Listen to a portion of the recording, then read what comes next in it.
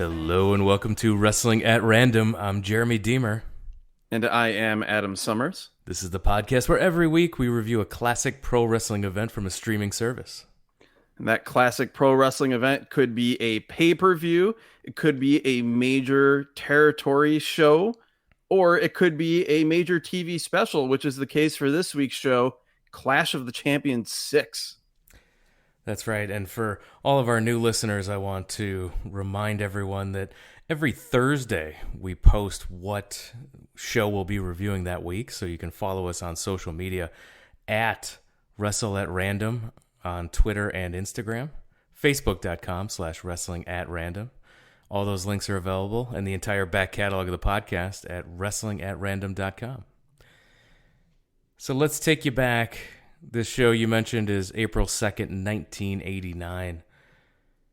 10 years before the mid-90s Monday Night Wars, WCW and WWF were competing around the country for live show attendance, cable TV success, and pay-per-view buys. Thanksgiving 1987, Starrcade was the premier event for Jim Crockett Promotions and the NWA's World Championship Wrestling. 87 Starrcade would be broadcast on pay-per-view from Chicago, Illinois. Vince McMahon's WWF countered this event by putting on the first ever Survivor Series the same night. Cable companies asked Jim Crockett to move up the start time of Starrcade to accommodate both shows. They did, however. McMahon stated that any cable company that aired Crockett's show would not be able to air his show that night, but he also wouldn't allow them to carry the next WrestleMania. Only 5 cable companies aired Crockett's show that night, and without the expected pay-per-view revenue, he couldn't cover the big contracts and his expenses of maintaining the network TV. And his expensive lifestyle. If you go back and read about Jim Crockett Promotions during that time, they were operating on an executive level like they were a billion-dollar company, and they weren't. Exactly. To that point, a year later, he was forced to sell his company to Ted Turner. Crockett's next pay-per-view? Yes, 1988's Bunkhouse Stampede. WWF countered this, debuting the Royal Rumble event head-to-head for free on the USA Network. Crockett and Turner scheduled the very first Clash of the Champions, free on the TBS network, to go head-to-head with WrestleMania 4. At this point in 1988, the cable industry stepped in, requiring at least 1 week between shows. To get around this, McMahon would run big untelevised shows in some major markets. Sometimes the same building, the same night before a WCW pay-per-view. This competition came to a head again on April 2nd, 1989 for the Clash of the Champions 6, airing on free TV on TBS. This is the show we're reviewing today, and it actually went head-to-head with WrestleMania 5 on pay-per-view. And I have a personal story surrounding that day in my wrestling fandom. WrestleMania 5 was the second professional wrestling pay-per-view that we ordered as a family. And we had a party of sorts. Some family friends came over. Everybody watched WrestleMania 5. Meanwhile, I snuck into the back room and where there was a much smaller television set than the one in the living room where everyone was watching WrestleMania 5. And I turned on TBS and watched this show, Clash of the Champions 6, instead. So how are they going head-to-head again after the cable companies decreed no more? Well, it was because Vince McMahon and the cable industry, they were in a little bit of a battle, and it led to the cable giants calling up Ted Turner and asking him to put on a pay-per-view on April 2nd, 1989, in the WrestleMania time slot.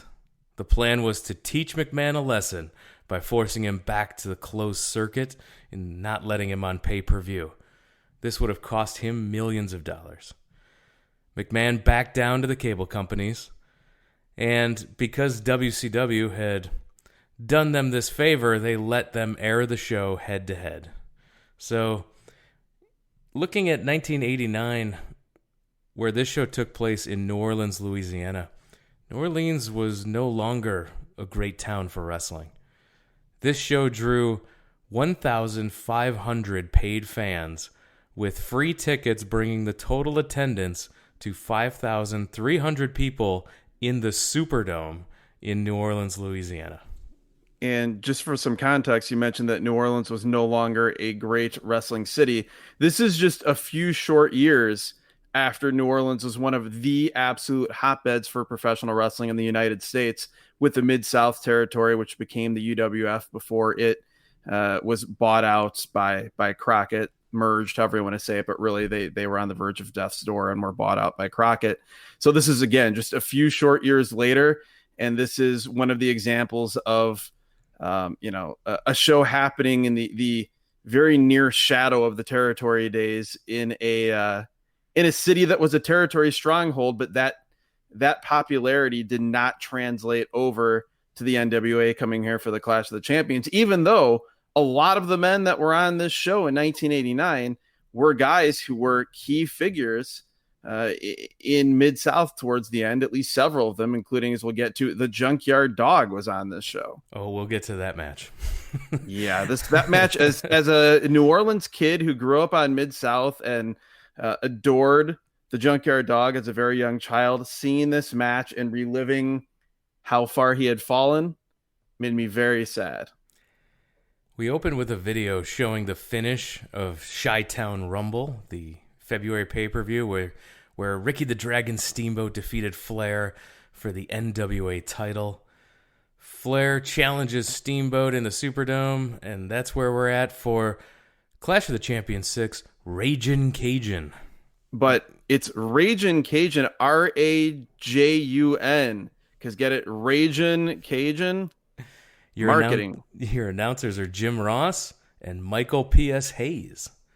Jim Ross, to me, I wrote down right away, he welcomes us and he sounds sedated. They had a big job here to convince the fans that this was, a huge show in the Superdome. I believe at one point, Michael P.S. Hayes says that he thinks they might have broken the Superdome attendance record. That was false. A good one. That was a good one. So we get a video with Terry Funk, Lou Thez, Gene Kiniski, Pat O'Connor, Sam Mushnick, Harley Race, Dory Funk Jr., all these NWA Buddy Rogers. Yeah, all these NWA former champions having a Legends dinner. At a place called Doggies.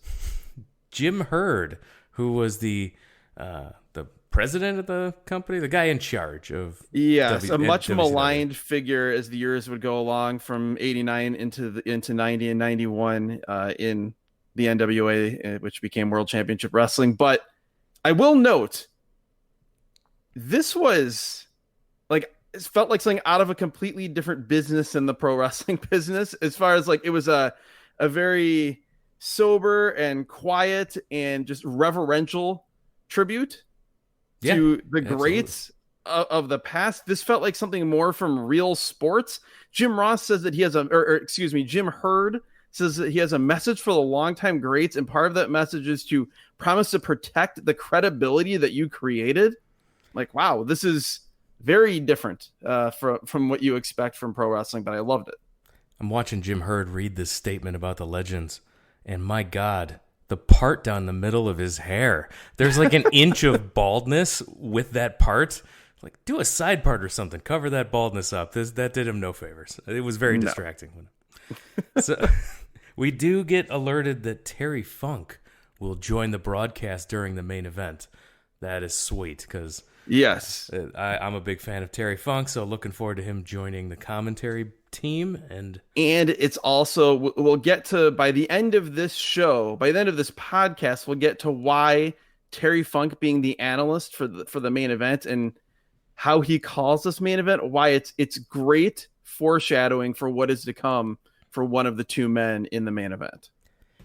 After the national anthem, we get Paul E. Dangerously presents the Samoan SWAT team versus the Midnight Express with Jim Cornette.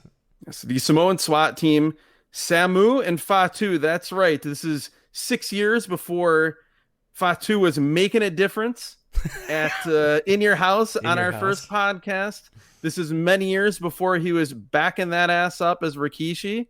This is just Fatu moving, wearing floral print pants, being managed by Paul E. Dangerously. It's all midnights early, including a top rope drop kick from Eaton on Fatu. We should mention, by the way, this is the Midnight Express, the later version. Stan Lane and Bobby Eaton. They're managed by Jim Cornette, and this to me, and I watched the NWA religiously in 1989, yet I had kind of forgotten about this. And by kind of, I mean completely. The Midnight Express were baby faces here, yeah. and Jim Cornette was a baby face. He was and cheered. They were the men who the fans were supposed to cheer and were cheering.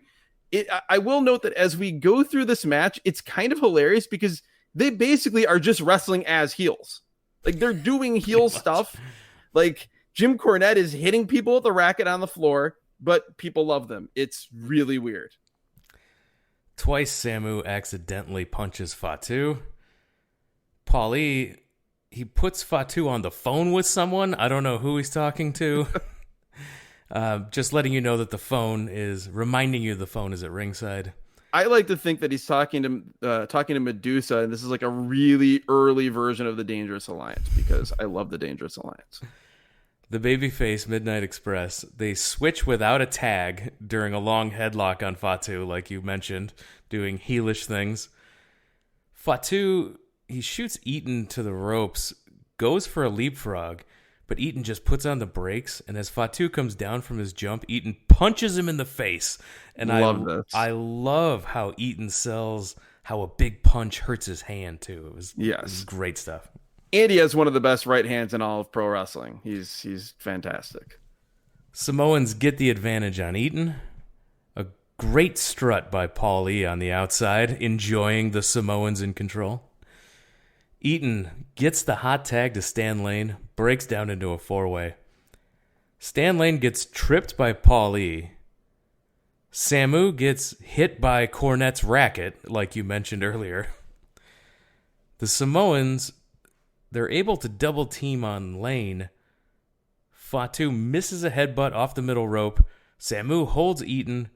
Fatu off the top, but Eaton moves, so Fatu hits Samu with his chop off the top. Eaton to the top, and the Midnights hit the rocket launcher as Cornette punches dangerously on the apron. Refs trying to get Stan Lane out of the ring instead of counting the pin, allowing Fatu to come in with Paulie's phone, hits Eaton with the phone, puts Samu on top, 3 count. The SST are your winners.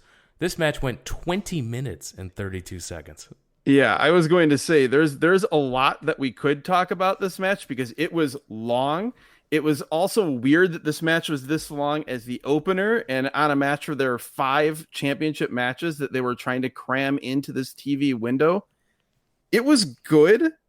It would have been significantly better if it was 12 or 13 minutes, but the action was good. It felt like we went through several of the same sequences over and over again, which made it even kind of stranger that it went as long as it did.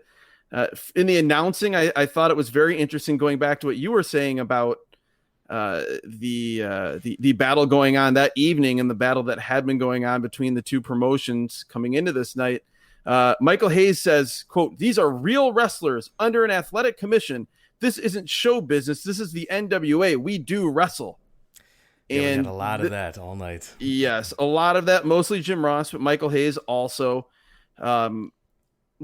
Like you mentioned with Bobby Eaton with the punch, Bobby Eaton was fantastic here. It was great to see him in his prime. It was great to see him, in a match where he wasn't injured, where he could just do everything that Bobby Eaton does. He hit a top rope drop kick in this match, which I had completely forgotten or just didn't have any recollection of him doing top rope drop kicks. Obviously, we remember the Alabama Jam top rope leg drop finisher. He would also do a top rope knee drop, sometimes an elbow, but this drop kick here was was surprising.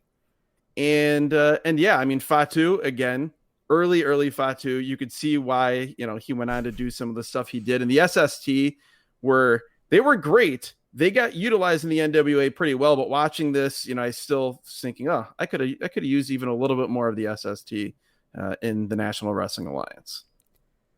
From the land of the rising sun, the pearl of the Orient, Gary Hart presents The Great Muta. His 1989 theme song was so awesome. Absolutely. It was there's lightning bolts, or I guess thunder sounds more accurately. It's just this creepy, eerie, it creates tension and makes you scared but excited, and is the perfect fit for the Great Muta being managed by Gary Hart. For my money, for my fandom, for the entirety of the 36 years that I've been watching pro wrestling, Gary Hart and Great Muta are my favorite manager and wrestler combination ever. Just Gary Hart, we've talked about it before. He's so good because he's so different from other managers. He doesn't really scream. He doesn't really yell, at least when he's out there. I mean, there's promos you can find where he's yelling, but he has that as a manager. He kind of has a similar intensity and a similar delivery if you hear him do promos to an Arn Anderson or a Jake Roberts, where it's that psychologically scary rather than he's being 6'8" and he's gonna kill you. But yeah, the entrance is awesome. There's like a lightning bolt background as they get ready to come out. And yes, I love everything about the Great Muta here, or as Jim Ross keeps calling him, the Great Muta. He's taking on Steve Casey. So I was ready for Muta to destroy this guy. Very exciting. Yeah, Steve Casey was like sort of a high-end jobber in those days. Once, the territory days kind of ended and he was in the NWA. He was never like a guy that was really contending for championships, but he was also like a step above the Mulkey brothers of the world. Basically, he's like in the continuum of men that look facially the same but have different size bodies. He's kind of halfway between Stan Lane and Lex Luger. And wrestles like neither. And so he wrestles like Steve Casey, which means nondescript.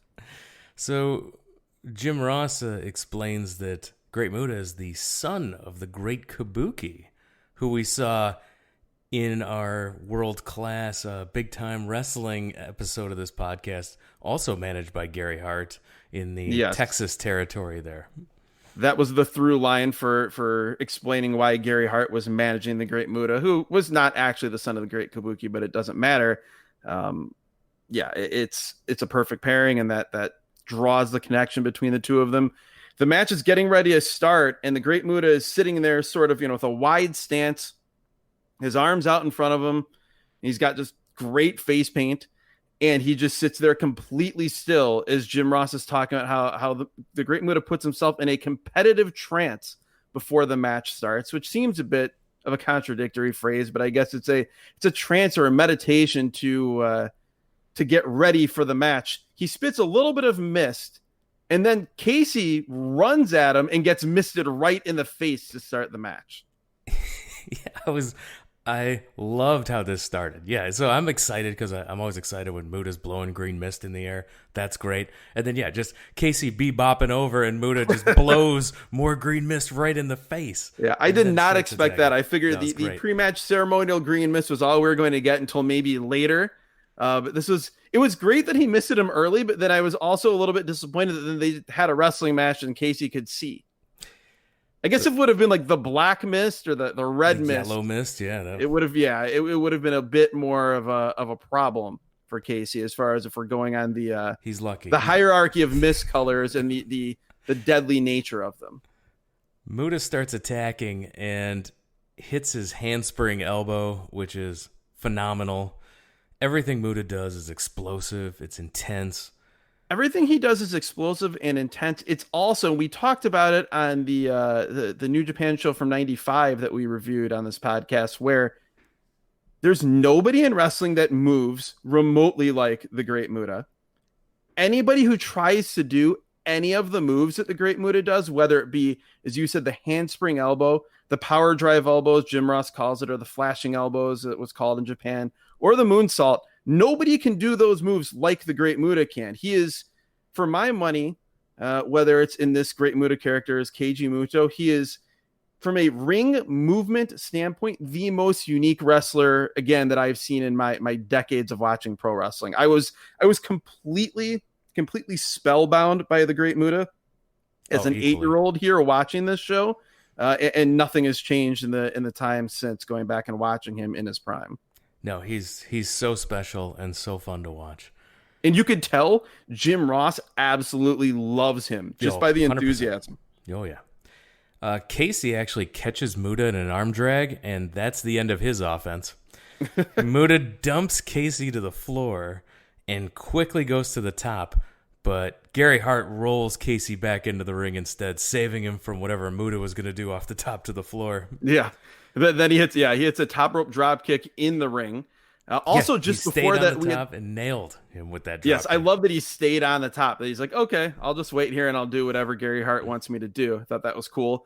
Also, just before that, we have a situation where Muta sort of has a waist lock on Casey. Casey backs into the corner. They're both in the corner. And Muta does a jumping double mule kick out of the corner and rolls through. Again, awesome and different from pretty much anybody else. Casey tries to punch him, but Muta with the fingers to the mouth, then right to the eyes. Yes. Spinning kick to the face by Muta. Casey with punches and a clothesline, and he only gets a 1 count. Muta kicks out immediately. Casey goes for a drop kick, gets just swatted aside by Muta. Casey's knocked outside. Muta with a plancha over the top to the floor. He kills him here. This is a pescado for the ages. This is, again, textbook. We also had a couple things before this. Again, Jim Ross being great, subtly laying the groundwork for the feud that we will see throughout much of 1989 with the Great Muta and Sting over the TV title, where he just casually starts talking about how he sees so many similarities between the offense of the Great Muta and Sting. So I thought that was great. Then they also talked about that Steve Casey's nickname was Chopper. They did. I don't know if he flew helicopters. He didn't throw any chops in this match. It didn't seem relevant, but it amused me. So both men are on the floor, and Muta does a handspring elbow on the outside. Yes, with Casey up against the guardrail. This was fantastic. Backbreaker, moonsault, 3 count. Muta's your winner. 8 minutes, 11 seconds of pure joy and pure bliss. I love a good Muta squash. Yes, absolutely. That's one of the great things about 1989 NWA, whether it be a show like this or the weekly TV. Anytime you get a chance to watch a great Muta squash, do so. The one thing I wanted to mention, you talked about the handspring elbow on the floor and then the backbreaker and the moonsault. In between that, as he gets back into the ring, he doesn't just walk into the ring. He doesn't leap over the top rope. He forward flips over the top rope while holding onto the top rope and then just seems to float in midair as he lands on his feet and then hits that backbreaker. Just fantastic. And again, we've talked about it before with different things on this podcast this year. You can't overstate how shocking it was to see a guy like the Great Muta on your television set in 1989 doing things that nobody was doing in the United States at that time. It's spectacular now, but it was so much more spectacular back then, given, for example, the match that we're about to see next. So the Junkyard Dog comes out with basically a tiny New Orleans parade. And yes, a whole marching band. They're playing music you would expect to hear if you're on the French Quarter. I loved this. This took me back to the few memories I have of living in New Orleans as a little kid. This took me back to my earliest days of seeing professional wrestling as a very small child with Junkyard Dog on my screen. I was excited while also knowing that I shouldn't be, because I remembered what the Junkyard Dog was by 1989. And for those wondering what the band was playing, they were not playing Grab Them Cakes. So the Junkyard Dog versus Hacksaw Butch Reed, managed by Hiro Matsuda, which I don't remember these two being aligned at all. I don't either. And again, I was watching religiously at this time. They talk about that something. Michael Hayes talks about the Kawasaki Corporation, and I think Michael Hayes is also a member of this group with Butch Reed. Later on in the year of 1989, Hiro Matsuda will, or maybe it was earlier in '88. Hiro Matsuda managed Flair, sort of in the aftermath of the Horsemen not being a thing because the Arn Anderson and Tully Blanchard had left. It was weird that it just didn't fit. It's also notable that Junkyard Dog and Butch Reed was a huge rivalry. Two guys from the Mid-South territory. I am 100% positive that this match was put on the card. These two guys were matched up with each other in the hopes that this would draw the old Mid-South fans. But as happened so many times when territories died, and later on, you can go all the way to when WCW died, those fans didn't just end up going to who won the war. They just went away. And clearly that was the situation here. The match you mentioned, JYD and Butch Reed, July 16th, 1984, that was the main event of a show at this very same Superdome, and they drew 21,700 people. That is, in fact, more than the potential attendance record of this show that that Michael PSAs was talking about. And that probably is one of the first things that I saw as a wrestling fan. And yeah, time marches on. 5 years later here, clearly the wrestling and the popularity of it is a shell of what it was. We also have a few noteworthy things here as this match is starting, again, just from the broadcast side, because there really isn't a whole lot to talk about with the match itself. It's just sad and depressing, and also not a great showcase for Butch Reed, who was great even at this time. They run down the touring schedule pretty extensively during this match, and Michael Hayes says he's going to get a hold of Lex Luger in Florida. Then we have Jim Ross saying hi to all of the NWA fans in Connecticut, in New Haven, particularly in Stamford. He says he knows the NWA has a lot of fans up there. A nice dig at the WWF, whose corporate headquarters, of course, in Stamford, Connecticut. So the JYD is all punches and headbutts early, and he is very popular with the 5,000 in attendance here. He's still very popular in New Orleans. He's popular with the people who came, but he wasn't popular enough to bring people, that otherwise wouldn't have come.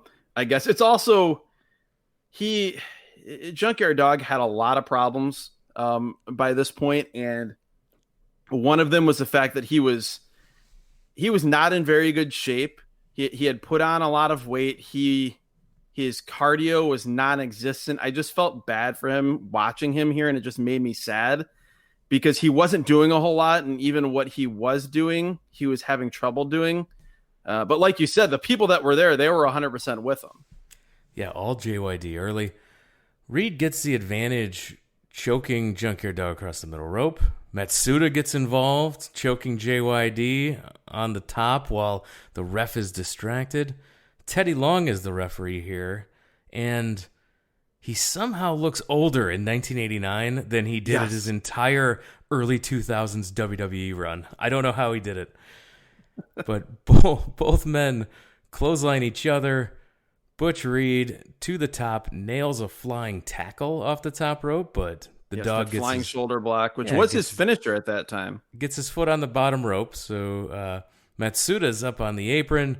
JYD throws Reed into Matsuda, jumps on top of Reed for the 3 count. This match was a long 9 minutes and 56 seconds. Yeah, it was not good. Like I said a couple times, it was sad to watch. The Junkyard Dog looked really bad. And Jim Ross, who was the play-by-play guy for many years in Mid-South, called a lot of JYD's stuff there. Ross, to me, just sounded really sad himself as he was trying to hype up the Junkyard Dog, but clearly recognizing that it just wasn't there anymore. What was there, however, as we're about to go to the commercial break, is a huge sign in the crowd that reads, and I quote, WTBS and NWA, don't worry, be happy, you're number one, smiley face. I'm assuming this is a reference to the song Don't Worry, Be Happy by Was Bobby Not McFerrin? Was. No. Was it Bobby McFerrin? I'm assuming whoever it was, I remember the song greatly. Yeah, and I'm assuming that must have been the number one hit at the time, and that's what this was a reference to. I think so. I think you're right. So Jim Ross, going to that commercial, mentions that we're going to get Dick Murdoch versus Bob Orton. And I love Dick Murdoch. He's one of my favorites watching as a 40-year-old man nowadays. But as a kid, I did not like him at all. He's one of those wrestlers. And like Greg Valentine. No, we just don't like him, period, at all. And back from commercial, and no, that's not the match that's happening. Instead, it's the United States Tag Team Championship. So, looking at the results of this show, Orton and Murdoch went 33 seconds, so we didn't really miss anything by not seeing that match. However, the WWE Network version of the show that we're watching has edited out 3 matches. The Orton-Murdoch match, the Varsity Club, Steve Dr. Death Williams and Mike Rotunda, against the Road Warriors, where they won the NWA tag titles, and Ranger Ross versus Iron Sheik. These 3 matches were edited off of the streaming service, so we did not get to see them. Yeah, I don't understand why that was the case. I mean, I can understand from a quality standpoint why really nobody needs to see the other 2 matches, but right. the tag title match with a tag title change with guys like the Road Warriors and Dr. Death, Mike Rotunda, I would love an explanation as to why that wasn't on there. Yeah, I would have liked to have seen that, and I don't know. It's a streaming service. It's not like they're gonna run out of time on the streaming service. No, I did not. So I don't know why. If you can have like AWA Challenge Series or whatever it is on there, you can give me my NWA World Tag Team title match on this year Clash of the Champions 6. But yeah, sad to see that that stuff wasn't on there. Instead, like you said, we go to the United States Tag Team Championship. The Games Master Kevin Sullivan being billed is from Singapore. I was having flashbacks to Super Invader being from Bangkok, Thailand. Kevin Sullivan not wearing a sock on his head, so I guess he's got that over over Hercules Hernandez reference. If you go back to that show, yes, he's teaming with Dangerous Danny Spivey, who I loved back then, and they are taking on the United States Tag Team Champions Rick Steiner and Eddie Gilbert. Eddie Gilbert, I'll just say flat out, I was so mad watching this match because we got almost nothing of Eddie Gilbert. And growing up, again, as a kid who watched Mid-South, which became UWF, and Eddie Gilbert's being such a big deal in the UWF before he was absorbed with Rick Steiner and many others into the NWA, I wanted to see a lot more of Eddie Gilbert than we got here. Yeah, I was also disappointed. They were, at this point, the first family, and accompanied by Missy Hyatt. Be Still My Heart. I had the biggest crush on Missy Hyatt as a child. The first poster of a woman I had on my bedroom wall, this Missy Hyatt. So yeah, I was very excited. Hot Stuff Eddie Gilbert and Rick Steiner. Can we note that Eddie Gilbert is just billed as being from Tennessee? Yeah. It was odd. And Gary Michael Capetta is great here. He's one of my all-time favorite ring announcers. I love him on this show. But it was just so funny because this match, like we have Games Master Kevin Sullivan being introduced as being from Singapore, Danny Spivey from wherever he was in Florida, Rick Steiner as being from Detroit, Michigan, and then Eddie Gilbert from Tennessee. And they did bill Sullivan and Spivey as the Varsity Club. Yes, which I did not recall Danny Spivey as being part of the Varsity Club. No, I was like, is this the Varsity Club black and white, or like the NWO B team? Is this the Varsity Club B team? I definitely remember Kevin Sullivan. Kevin Sullivan is part of that, but for whatever reason, I did not remember Danny Spivey as part of that group. But this match starts quick right away. Varsity Club jumps the first family right at the bell. Spivey immediately hits a boss man slam on Eddie Gilbert for a 2, then picks him up with a huge gut wrench suplex where he stays standing, and it's not quite a power bomb, but it might as well be. Spivey, who was doing tours of all Japan back and forth at this point, so he was picking up a lot of stuff between his time in the United States and in Japan. He then hits a tilt-a-whirl slam of sorts, He goes to tag in Kevin Sullivan, and I am livid because I want to see more of Danny Spivey doing cool moves. Yeah, you get you even had Spivey working over Gilbert's back, so even ramming him into the ring post on the outside as well. Yeah, from like the body slam position, running him back first into the post. Rick Steiner, he's in and he's super popular. He power slams the huge Spivey. Spivey's a big dude, and Steiner power slams him with ease. By the way, Danny Spivey, and again, I don't know which is more obscure here, but you may not remember Danny Spivey, but if you watch mid-90s WWF, you may recall Waylon Mercy. This is a younger, much more mobile, pre-Waylon Mercy here in Danny Spivey. That is who Waylon Mercy was.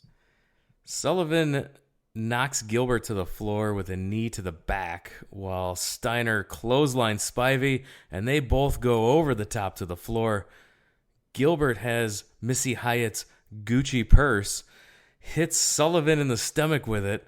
Small package rolls him up for the 3 count. Still the United States Tag Team Champions, Gilbert and Steiner. Sullivan and Spivey, they beat up Gilbert after the match. He's busted open. Steiner is able to make the save. 3 minutes, 51 seconds. Like you mentioned, we did not get enough hot stuff. We did not get enough young Rick Steiner here or Spivey doing power things. So this match was a disappointment, only going 3 minutes. Yeah, the SST and the Midnights could have definitely loaned 6 or 7 minutes of their match to this one. Several things that I noted. The announcers were openly criticizing Danny Spivey's pin attempts, as he did not hook the leg. He did not try to press the arms on. It was the definition of a lateral press, and that is all it was. We also had a hilarious, unintentionally hilarious spot where Spivey puts Gilbert in the corner, Tree of Woe style. Sullivan comes in, hits one running knee to Gilbert while he's upside down in the Tree of Woe position. He goes for a second one. Gilbert falls like at approximately the same time that Sullivan starts running out of the other corner. Gilbert falls out of the Tree of Woe. Sullivan just keeps running anyway and jumps and knees the top turnbuckle. This looks as bad as it sounds, and Ross covers for it by saying he just couldn't stop his momentum. I cackled over that. I also was so heartened by the one kid in the background about 20 rows back on the hard camera side that is just losing his mind like it's Christmas morning and he got everything he asked for when Rick hits the big belly to belly on Kevin Sullivan. And then, the post-match beatdown, they're clearly pressed for time here because the second the bell rings for the finish, we're getting this post-match beatdown and they're playing it's time to go to commercial break music. It's like an Oscars speech. They rush to the commercial break. Like you said, Gilbert is busted open, but we never get anything even approaching a close-up to see it. So I feel bad for him that he bladed for no reason. But we did get to see the power bomb from Danny Spivey here in 1989, which made me very happy because the storyline with Spivey at this time was that I vividly remember watching the Power Hour, and they were talking about Danny Spivey coming back from Japan, and he was going to debut a new move that no one had ever seen before in the NWA, and it was the Power Bomb. Lex Luger versus Jack Victory for the United States Championship is pushed so that we can have the heavyweight title match now. Jim Ross mentions that the match order has been shuffled around to ensure that the World Heavyweight Championship gets all the time it needs, and that both the Lex Luger Jack Victory United States Championship match and Sting's first TV title defense, which I think was slated to be against Rip Rogers, if I'm not mistaken, both of those would now be standby matches, meaning that if the main event ended early, we would get those matches on the TV broadcast, but they wanted to ensure that rather than this 2 out of 3 falls world title match go to TV time remaining and have less than 60 minutes on the clock, that if they put it on now, it would get its full allotment of time. That's right. But if it only goes 2 straight falls pretty quick, they've got 2 matches ready to go. So they fill the rest of the TV time. Big championship matches here. But if not, they will show it to us next Saturday or this coming Saturday at 7:05 on TBS. Ric Flair makes his way to the ring. Then we get The NWA World Champion Ricky the Dragon Steamboat coming out with wife Bonnie and his son, the little dragon, dressed in a dragon costume. And we're told this is the best 2 out of 3 falls with a 1 hour time limit. Steamboat was the ultimate baby face at this point. Obviously, Absolutely. he comes out with his wife, he comes out with his kid. He's the ultimate family man. And I was happy here in New Orleans as this match goes along that the crowd is very much behind Ricky Steamboat, because it made me sad going back years later and watching this whole run of Steamboat and Flair. And in most other cities, Steamboat, the crowd was not with him. They were much more with Flair, and you almost would hear the crowd mocking Steamboat. And they really didn't do him any favors by going so hard to the family man angle when he's in there with Ric Flair. I think the idea was that the crowd would see him as like the best human being on the planet, and that Ric Flair is this dastardly, horrible person. But it's Ric Flair, and everybody loved Ric Flair, even if they were supposed to hate him. So that dynamic didn't quite play out here, but it did in many of their other matches in '89, and a lot of the angles sort of interspersed throughout. At this point, Flair is a former 5-time champion. Steamboat pushes Flair to the corner. Clean break. Flair pushes Steamboat, who answers right back with a slap to the face. Well, the thing that's awesome about this, too, you mentioned that clean break and then the slap in the face. If you go back and listen to, I believe it's episode 6 of this podcast from the NWA Boogie Jam show in 1984, we review a Ric Flair versus Ricky Steamboat 60-minute draw. And in that match, Ricky Steamboat clean breaks with Flair. Flair clean breaks with him. And a lot of the story of that match is it's 100%, sporting endeavor, even though tempers Flair, or no pun intended, Flair gets really fired up and almost breaks the rules, but never really does. This tells us early on that that Ric Flair is in a different mindset here than that show 5 years earlier. After some amateur wrestling, another slap by Steamboat to the face. At this point, I'm noticing how great Terry Funk is as a color commentator. This is all great stuff from Terry Funk, walking us through each step of this, how serious everything is.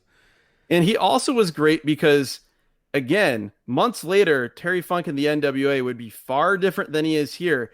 Here, he's super respectful. He talks about how he wouldn't rather be anywhere else in the world. These are the two of the best wrestlers in the world. Ross also says, well, Terry, you look really good. You're not retired. And Funk just sort of brushes it off, like, basically saying he's done. Flair with Steamboat in the corner lays in a few chops. Steamboat selling these chops is a master class. Oh my gosh. Yeah, he's cringing. It's his body, it's his eyes, everything. It's again, if human beings actually chopped each other in real fights and chops hurt a lot, this is how real human beings would react to getting hit. It was such good stuff, which will be the theme of this match. Great offensive flurry by Steamboat, including the flying head scissors, which we've said should come back. People should bring that move back. Flair begging off. And we get more chops in the corner by Steamboat. And it leads to an awesome Flair flop face first coming out of the corner. Yes, it does. And one of the other things, though, again, harkening back to 1984, if you remember that match on Boogie Jam, a good portion of the first half of that match was Ricky Steamboat using varieties of headlocks and front face locks, and Flair not having any answer for it. And this feels like a little bit of a callback to that early on, nowhere near as long, but early on in the first fall, we have multiple variations of the side headlock. You talked about that that flying head scissors. Immediately after that, there's a drop kick and a side headlock takeover for 2. Then after that side headlock takeover in the 2 count, Steamboat releases that and goes into a front face lock, but he keeps releasing it, popping up to his feet, and then coming down with these like cross face blows where he, in the motion of throwing it, locks in the front face lock again. This was awesome. And then we get right after that one of your favorite things, Jeremy. I know you mentioned it, I believe, on that show, and one of mine as well with Ric Flair. Steamboat knees Flair in the back of the head, and Flair starts screaming in agony. Yes, and at this point we've got JR and Funk talking about the pacing of this first fall, and it was spot on. They're talking about how it's slower, it's a methodical pace, but it's hard hitting and physical, and they keep putting over how hard hitting and physical this first fall is, and it was absolutely spot on. These guys are laying in chops and forearms, super physical. They are, as you said before we started recording tonight, this match and like the physicality of this match would have fit 100% in modern day wrestling. You could drop this, as you said, at any point right now in 2020 as we record this, and it would fit in so many ways. One other thing I wanted to note early on in this match is that the referee is Tommy Young, and Tommy Young is amazing. We have a spot at this point right after that knee drop to the back of the head where there's a front chancery in the corner. They're both in the corner. Flair is yelling at the ref to get him off, and Tommy Young is so great here in the corner saying, I can't get him off until you let go of him. Like, just, it's hard to properly describe it, but he's like if you took like Herb Dean or John McCarthy from like the glory days of ECW or of ECW, Jesus, of the UFC, and like the way they refereed, that's how he is in this match. Just understated, but every little detail, he's right there with his reactions. They're not too over the top, but they're also not like nothing's happening in front of him. Just everything you've ever heard about Tommy Young as a great referee is on display in this match. And Terry Funk throughout the match talks about what a great job Tommy Young is doing officiating the match. And all of that, you know, he actually does a great job. It's called out by the announcers as being a great job. And all of that helps play into the finish, as the finish just being a blown call and not just crappy officiating the whole time. Yes, exactly. It establishes the credibility of the referee before you have the finish that we'll get to. And we have another chop exchange here, as you said. These chops are, I'm not sure if it was that they were just hitting each other harder than they usually do, if the ring was mic'd better, or both. But either way, it took great sequences and made them even better. And then you can just hear Ross and Funk each time this happens, just more and more in awe of the physicality that they're seeing. After Flair gets his knees up during a Steamboat splash attempt, Flair begins to work over the midsection of Steamboat. A suplex, Flair goes for the cover, and I love that Steamboat doesn't kick out here. He just rolls his shoulder up off the mat, and so you have Flair holding the arms, trying to keep him down. It looked like a real struggle, and Flair's even yelling about being unable to keep Steamboat down. There's this sequence where he hits that double arm suplex and he goes for the pin multiple times, and he kind of transitions to, as Terry Funk points out, this 3/4 Nelson. He tries it at least 10 times, and Steamboat kicks out every time. That also was a throwback to that 84 match where there was a lot of these multiple attempts at the same pinning combination in a row. A lot of like amateur wrestling type of stuff. This was a little bit of that here. And then Flair transitions from that 3/4 Nelson into pinning both of Steamboat's arms down to the mat with the fingers interlaced, basically like a test of strength position, but with Flair over Steamboat, holding his shoulders down via the hands. And then this leads into Steamboat kipping up while holding while the fingers are interlaced in a test of strength position, which just blew my mind. Leads to some more back and forth, still physical, as we were talking about. After a missed dropkick by Steamboat, Flair goes for the figure four. Steamboat counters into a small package for a 2 count. Flair holds on, rolls the small package over, and Flair gets the 3 count to win the first fall. 19 minutes, 33 seconds. Flair wins with a good reversal, out wrestling him, no cheating. Yeah, that was great. It established that Flair can do this without having to cheat. It was surprising it didn't feel like the first fall was going to be coming, but that kind of, to me, is what you want to do in the first fall of a 2 out of 3 fall match. And it immediately put the babyface champion who had just won the title, Ricky Steamboat, it puts him in peril with 40 minutes left, on 40 and a half minutes left on the clock here. Second fall starts after a 60-second rest period / commercial break. Which we should note for this one, we do not miss any of the action. They only go to commercial breaks during the in-between time of falls. And for this one, they come back and the second fall is just beginning. And it starts with, like a sports broadcast would, Ross and Funk talking about strategy here as we're starting this second fall. Terry Funk talking about how Steamboat during the commercial break showed frustration and was kicking the ropes, and then how he needs to get himself reined back in. So I love that. They lay out the strategy, and they also tell us what happened during the break. Flair strutting. He's feeling good going into fall number 2. And we get the first, further back camera view to show that we're actually in the Superdome. Most of the time we've got one hard camera shot that doesn't really show. It's very dark. And the only other time we can really get a sense of the setup is at the beginning of the show I think it's before or after the anthem. There's some fireworks that go off and it kind of illuminates what's going on. And it's clear that the ring is in a corner of the floor of the Superdome, and they've curtained off or sectioned off like vertical curtain. Basically, they've made it into a much smaller arena so that they've got whatever it is, 5,300 people in there, and it kind of looks and mimics the feel of like a 5,000 or 6,000 seat building instead of a 50 or 60,000 seat stadium. So they did a good job of making it look much better on TV than you would think of, a stadium, a big stadium that's 8% full.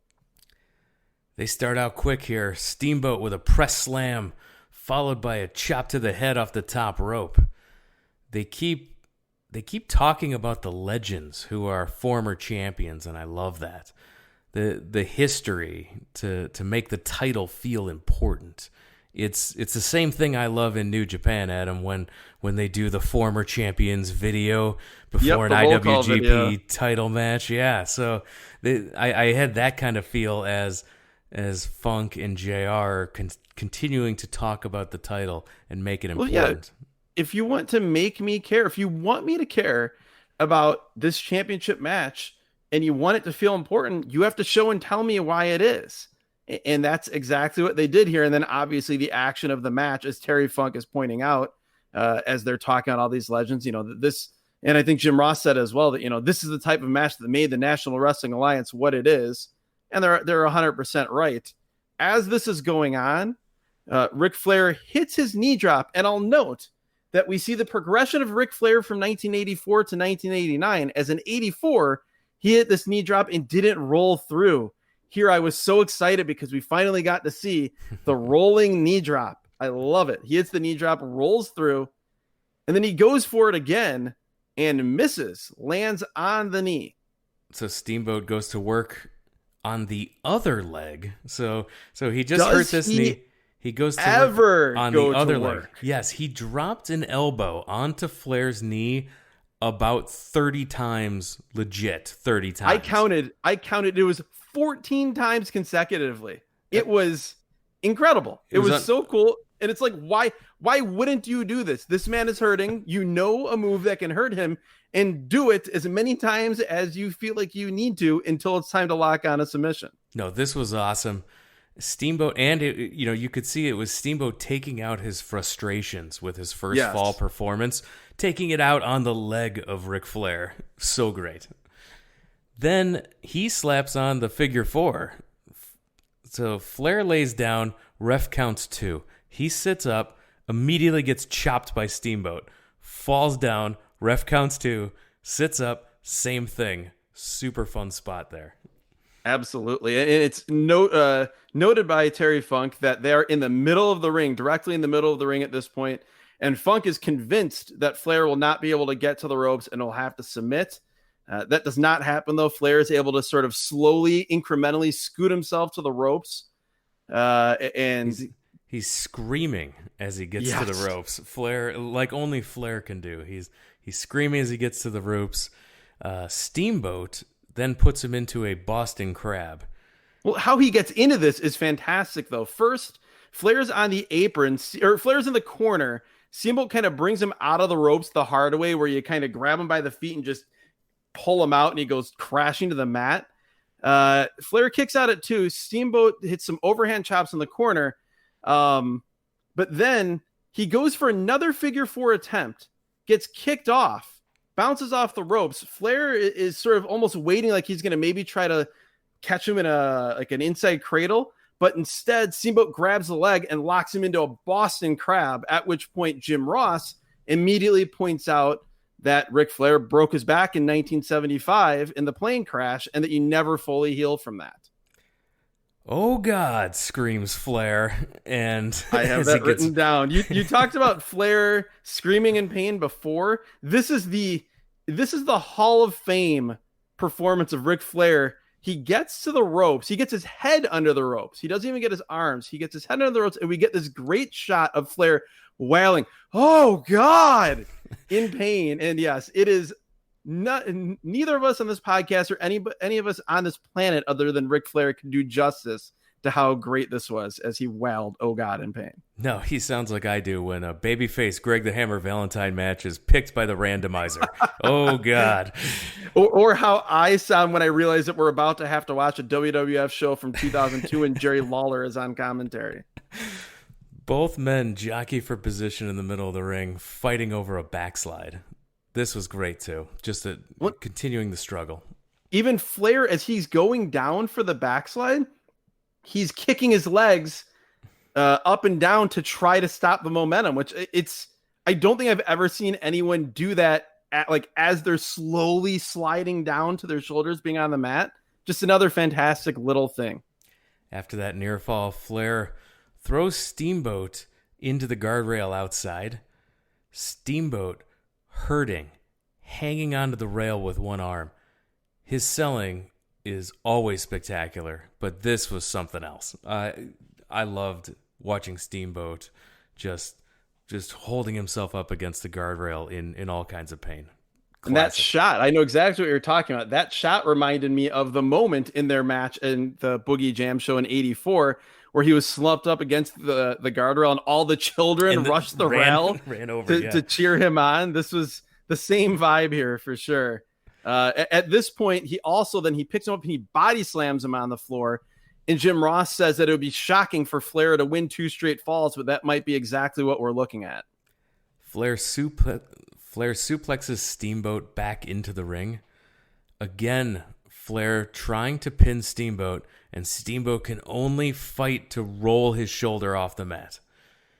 This time, Flair starts using the ropes, and he's got his he's using the ropes. He gets off of Steamboat to yell at the fans to shut up because they were trying to tell the referee that Flair was cheating. Yes, and that was fantastic. And right before this, we had another awesome sequence where the guys are trying to win a match, a novel concept sometimes in modern wrestling. Flair picks Steamboat up and goes for an abdominal stretch, but almost immediately, while he's holding that position, rolls Steamboat to the mat. He gets him in a pinning situation that Terry Funk calls, I believe, an Oklahoma crossbody ride. And he holds him in this position. He gets probably 10 2 counts here. Can't get the pin. And then that's when he's so frustrated as he hears a fan yelling that he pops up and screams at the fan to shut up. Steamboat sends Flair into the ropes, puts his head down for a backdrop, and Flair kicks him hard. Yes. Then chops him down. That kick is so hard that Steamboat almost ends up on the floor. He almost ends up going over the top rope after that kick and chop.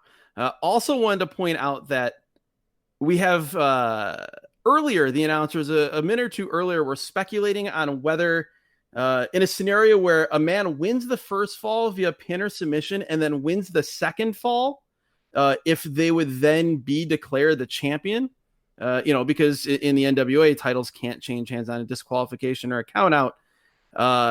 eventually, a few minutes later, Jim Ross says that according to the Louisiana State Athletic Commission rules, if you win one fall and you win by disqualification or countout, or if it goes to a draw the rest of the way, the man that won that first fall legitimately is the champion.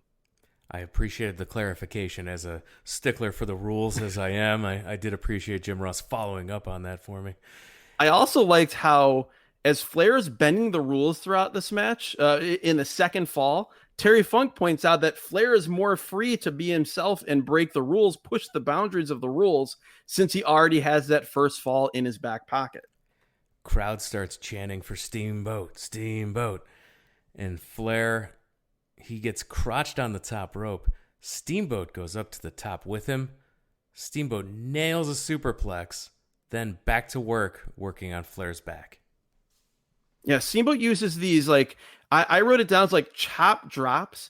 Basically, Steamboat never punches. He will never throw a closed fist. He throws these like stiff, I don't mean stiff in the like insider term, but like he has his hand out, like almost like he's doing the four horsemen thing, but all four fingers are together, like locked together, and he throws these overhand blows, like they're not a palm strike. And here he does that dropping. It's almost like a fist drop, but in a chopped type of style. He does that to the back. He picks him up and throws forearms to the back. So clearly that's what he's targeting. Steamboat picks Flair up, holding him in the air in a double chicken wing. Flair's arms behind his back. Flair screaming, no, no, won't submit. Then all of a sudden, yes, yes, shaking his head up and down. Steamboat wins the second fall via submission to even the match. 34 minutes and 14 seconds at this point. A very cool, unique submission. The best way I can describe it is he picks him up almost like he's going to do a tiger suplex, but instead he just holds him there, cranks on it in that tiger suplex type of position as a submission hold, and gets Flair to submit. After the break, we're back for the third and deciding fall. Flair never got up. When he did, he fell right back down, is what we're told happened during the break. Yeah, we come back and we're mere seconds into the beginning of the fall. We come back and the action is going on. But as you mentioned, after the second fall, it was 34 minutes and 14 seconds of total match time. And then shortly after they come back from the break, Gary Michael Capetta makes the 35-minute mark announcement. So third fall starts with all Steamboat working on Flair's back. Flair's able to drop Steamboat's leg across his knee. Oh, yes, the knee breaker. One of the coolest moves. Very few people use it. That move where he almost picks you up like he's going to do a back suplex, but instead he's holding the one leg and he drops the knee over his own knee. Usually that is when the road to the figure four begins, that's usually what kicks it off. Again, Flair gets the figure four. But Steamboat immediately to the ropes for the break. JR points out that Steamboat is just dragging his left leg behind him. I thought that was really, really neat that Steamboat was selling it so well and JR pointing it out. His selling of his leg here was maybe the best I've ever seen in pro wrestling, because usually it's just, a guy just does this, the sort of hammy limp, which the fake limp, which everybody can do, and you see it and it's like, oh, okay, cool. You remember that his leg's supposed to hurt, but it doesn't really draw you in. Here, like you said, Steamboat the leg is not only it's dragging, but at one point Ross talks about how it almost looks like his knee is loose because of the way the leg is just dangling. And he's also great at so many points in these last 25 minutes of the match. Almost all of the offense he's hitting is while he's holding on to the top rope to brace himself. Pretty much every chop he hits is from that position from this point forward. Flair sent to the buckle, flips up and over, starts to run down the apron to the adjacent corner, but Steamboat knows him too well, chops him down before he can climb. Flair begging off in the corner. Steamboat goes after him. Flair trips him with a double leg, rolls him up, Flair with his feet on the ropes for leverage, but Steamboat rolls his shoulder up at 2. Great near fall. We also get a great line from Jim Ross where he says, everyone in the free world can see the foot on the rope except for the guy in the blue shirt. More back and forth. And which is also, I should just say, sorry to interrupt, but great foreshadowing to what is to come about 20 minutes later. Absolutely. And we've got, like I said, more back and forth, and everything is great. Everything that happens here is awesome. Everything in this match so far has been great. And we get the 20-minute warning. It has not felt like we're 40 minutes into this match. No. At all. The time is flying by. We only have 20 minutes left here. This did not feel like two Midnight Express versus SST matches from earlier. It did not this even felt close. like this was 40 minutes that felt like it was somehow more brisk than that 3.5 minute Varsity Club match in a good way. Like this just flew by, and at the 40-minute mark, we have one of the most consequential moments in the match as Flair is in the corner.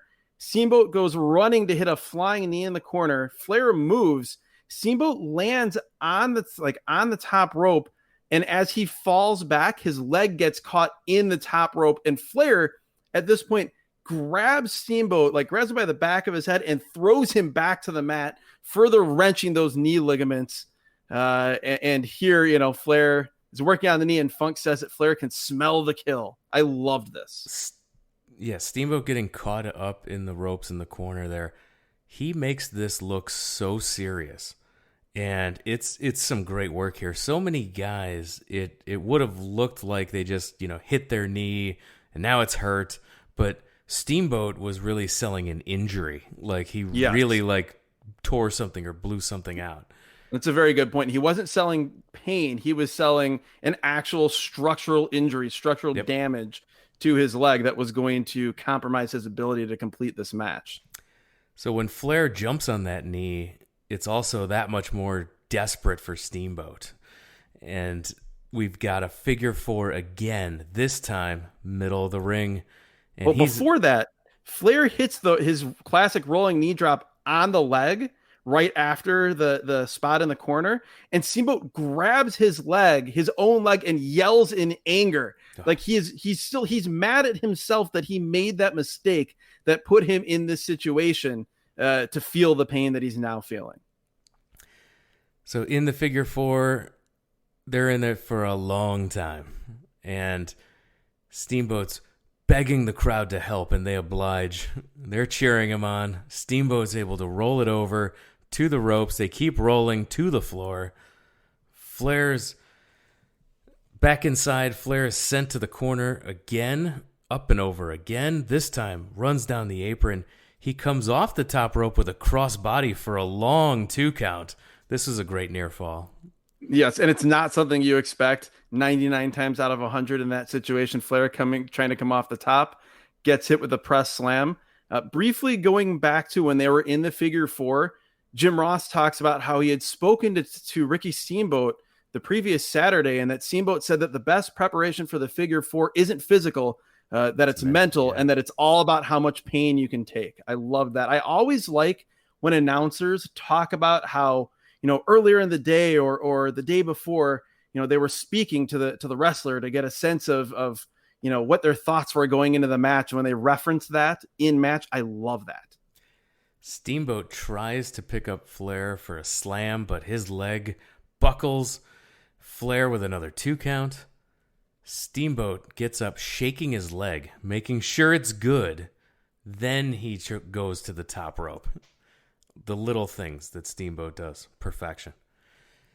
Steamboat comes off the top with a crossbody onto Flair for a really long 2 count. This was also a great near fall. The closest near fall, the closest pin attempt that didn't lead to a fall to this point in the match. Fantastic. Steamboat's crossbody off the top is a thing of beauty. It always has been. It even was many years later when he came back and had his comeback match against, I believe, Chris Jericho, right, in the WWE, right, in the late 2000s, and looked great.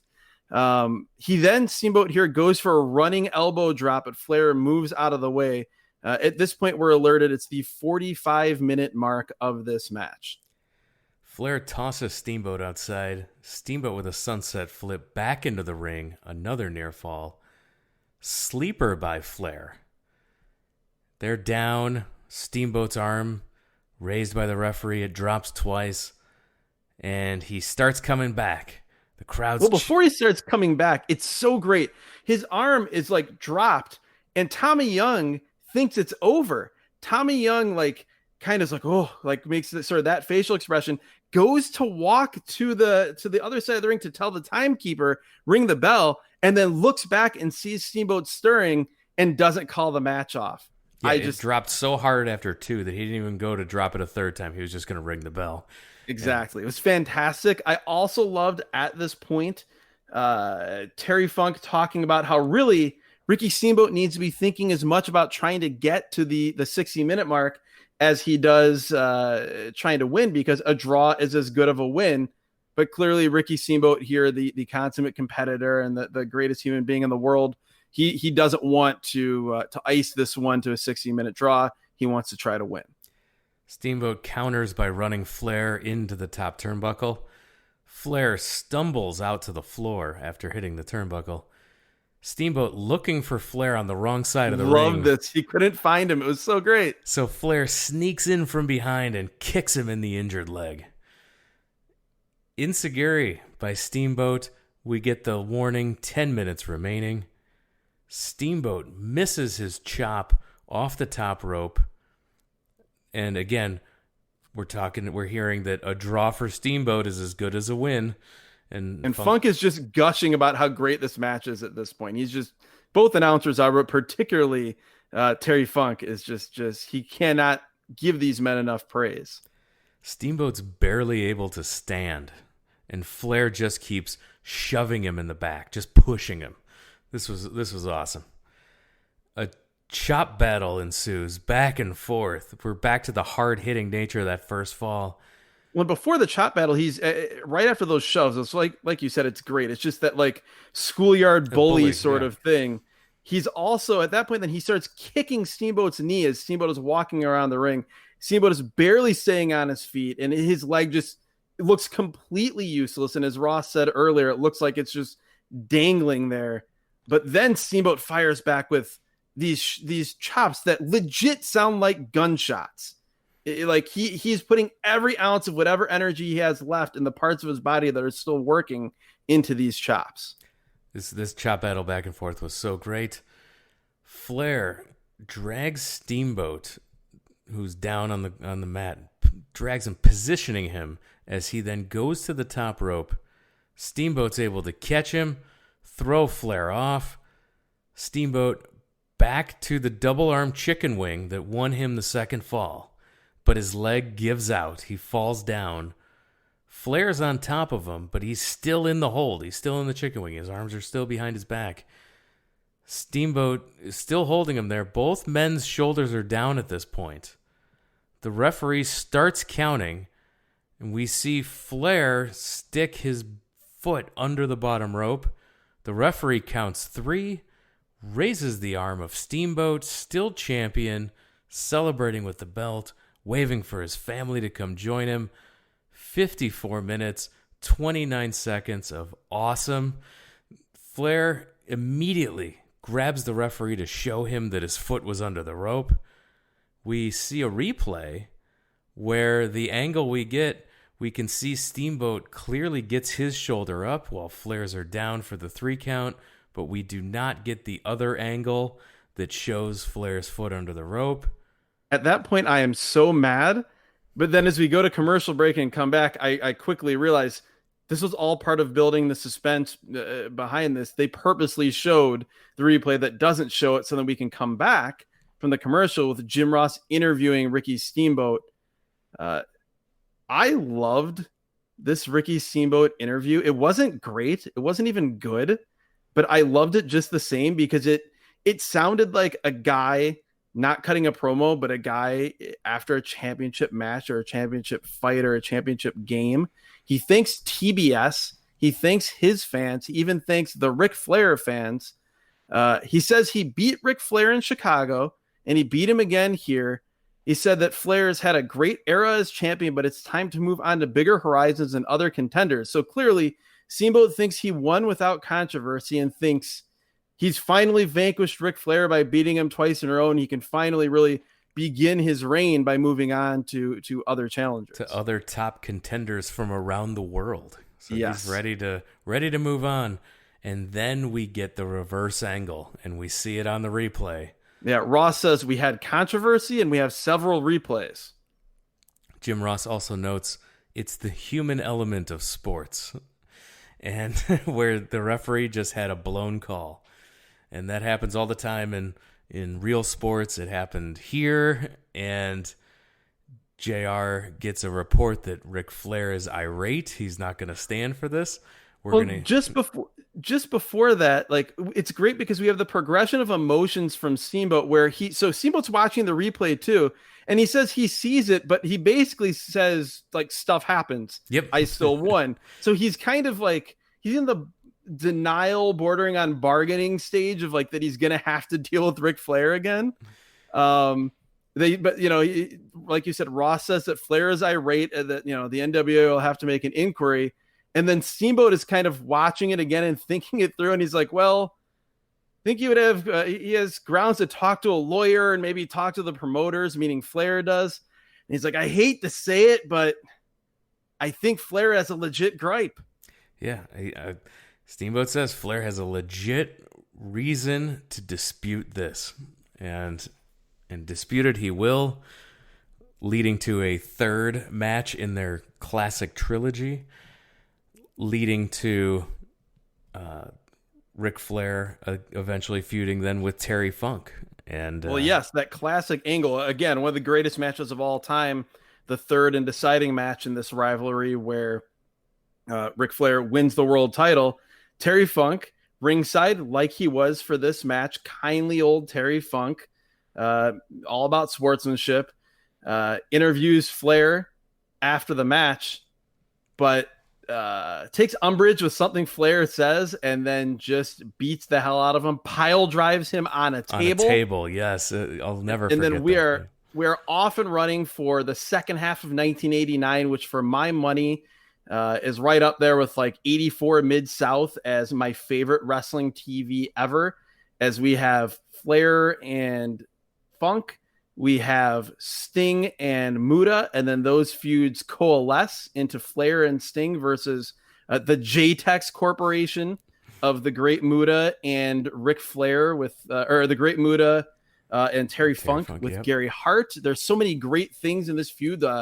Terry Funk putting a shopping bag, a plastic bag, over Ric Flair's head, trying to suffocate him. It is, if you can get your hands on, and unfortunately is not on the network because they hate all of us, but if you can get your hands on the second half of 1989 NWA television, do so at all costs. It is some of the best wrestling you'll ever watch. Yeah, we could talk all night about that Terry Funk Ric Flair feud, but that's not why you called. We're here to talk about let's put the let's put the bow on this main event here. Like you said, this match could be dropped into any show 2020 and would still be a classic match of the year candidate. This was so far ahead of its time in 1989. This trilogy is something special.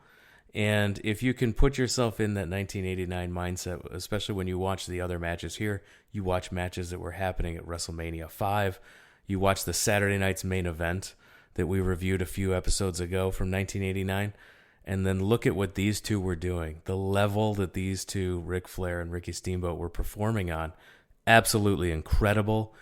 What a match.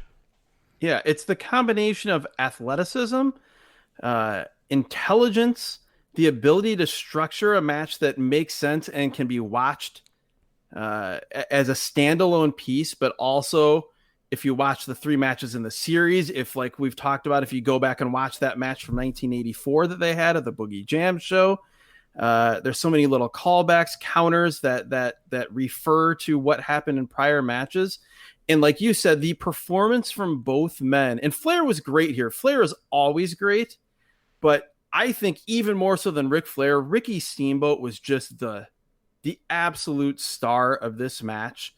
You talked about his selling, all the little things. This would be one of those matches that if I was a person who is running a school for pro wrestling and wanted wrestlers to really go to school and learn what to do and see things that are that are a lost art in modern pro wrestling, this is absolutely one of the matches that would be in the curriculum. Yeah, 100%. All those little things. And yeah, go out of your way to see this if you haven't seen Flair Steamboat. If you have and you haven't seen it in a long time, go out of your way to see this match or any of the matches in the trilogy. It's fantastic. We ended up. I would go so far as to say that this is the best singles match that we've reviewed so far on this podcast. Absolutely. No this is, as far as a just straight up professional wrestling match. And we've talked about, really the other two best matches that we've reviewed, that being the Canadian Stampede show and War Games 92. Those were both 10-man tags. One just crazy crowd heat, the other one an intense, crazy fight in a cage. But it's just a pure pro wrestling match, head and shoulders above anything that we've reviewed on this podcast, including their 60-minute draw from the Boogie Jam 1984 show that we reviewed.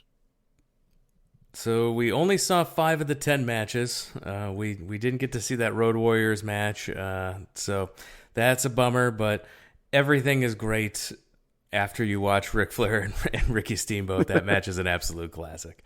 So yes. We will put a pin in this episode here. So I don't have to ask you the best match. I will ask you your worst match. What was the worst match for you on this show, and why was it JYD and Butch Reed? Yeah, it was JYD and Butch Reed. It would have been if I didn't have the history as a fan of the Junkyard Dog that I had, but it was so much more the worst match and made me so much more sad, having grown up idolizing the Junkyard Dog, and then just seeing what he was here. It was a shame.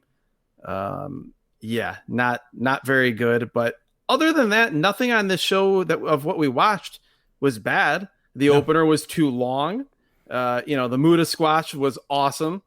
Everything on the show was watchable outside of the JYD match. And then, the main event was just as good as it gets. Make sure you interact with the show. We love to hear from you on Twitter at WrestleAtRandom.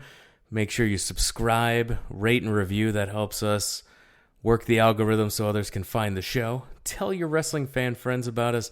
Tell your friends who used to be wrestling fans about us. Come take the trip down memory lane, and make sure you subscribe to the podcast. We're available anywhere you find podcasts. If you find somewhere where we're not, let us know. We will get there immediately.